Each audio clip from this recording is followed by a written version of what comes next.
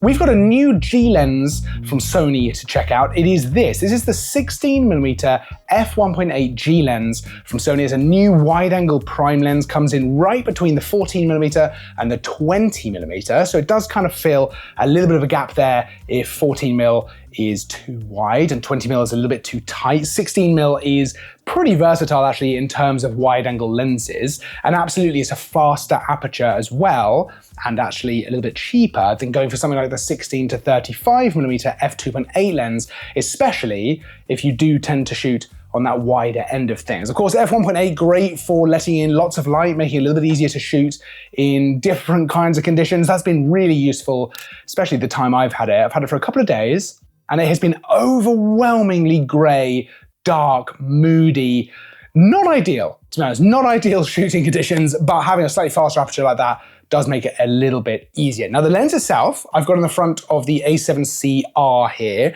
and that is because it just fits really nicely on these very kind of small, compact cameras. The lens itself is very compact, very lightweight. It's actually really comfortable in the hands as well. It's of a size where it just sits really nicely in the hands, but it's very light. It's just over 300 grams. So it's just a lovely lens to walk around handheld shooting with, whether you are shooting photo or video. Of course, like I mentioned before, this is quite a versatile focal length in the sense that you can shoot things like landscape, architectural stuff, even maybe a bit of street stuff, but certainly video and vlogging and things like that as well work really well at this kind of focal length. Certainly as well, this would be really suited to things like astrophotography. I didn't really get a chance to do that because the cloud has just not broken even for a second while I've had the lens. But with f1.8 aperture and 16mm, you should be able to get some really lovely astro photos. And hopefully, I will get the chance to actually test this out with some better weather at some point to really kind of see how it stands up for that kind of stuff. But on paper, this should be a really good lens for that, and I think that's actually really quite exciting. Now, of course, image quality is one of the biggest things when it comes to any lens, and certainly with this lens, I think it looks fantastic. You know, nice wide-angle shots. I didn't have loads of issues with things like vignetting or distortion. Didn't seem to be causing me a lot of problems. It seems to be nice and sharp, even shooting wide open at f1.8.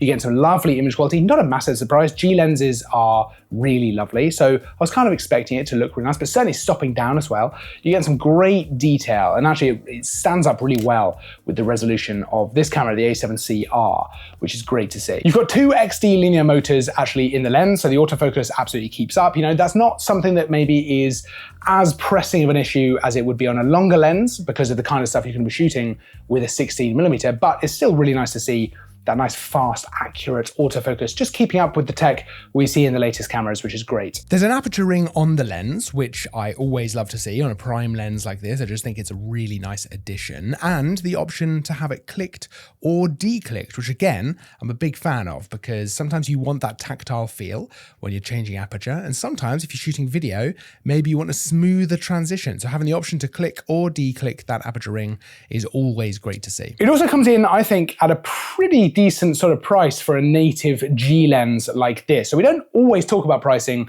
in these videos because, you know, you might be watching this 5-6 years after it comes out, and then maybe the pricing is completely different to what it is at the moment when it's launching. But it's launching at around about £850, which for the quality of lens, you know, nice prime lens, fast aperture, good quality native G lens, I actually think you're getting a really, really lovely bit of glass there for that kind of money. I think it's a great addition if you want a nice wide-angle lens to almost any kit bag. I think that, you know, realistically, if you've already got the 14mm, you've already got a very, very nice wide-angle prime. If you've already got the 16 to 35 f2.8, then it really is just whether you're going to appreciate that fast aperture, right, f1.8.